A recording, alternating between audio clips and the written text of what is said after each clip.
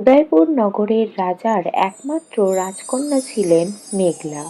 সে সবসময় আনমনা হয়ে বসে থাকত আর কি যেন চিন্তা ভাবনা করত। এই নিয়ে রাজা আর রানীর মধ্যে সবসময় কথাবার্তা হতো। তারা তাদের কন্যাকে নিয়ে খুব দুশ্চিন্তাও করত।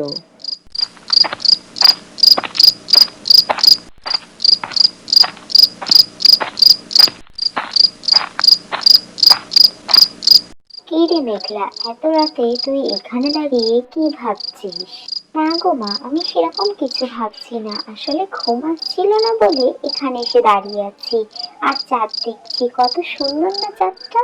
সে না হয় বুঝলাম চাঁদ সুন্দর, কিন্তু এত রাত্রে তুই এখানে একা একা দাঁড়িয়ে আছিস, তোর বাবার তো শত্রুর অভাব নেই। কোথা থেকে কি হয়ে যায়। যা, তুই গিয়ে শুয়ে পড়।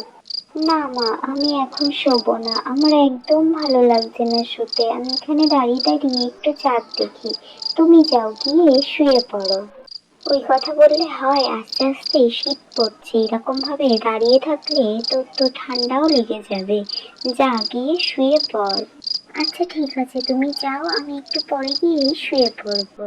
ঠিক আছে, আমি তাহলে চলে গেলাম, তুই কিন্তু গিয়ে শুয়ে পড়িস।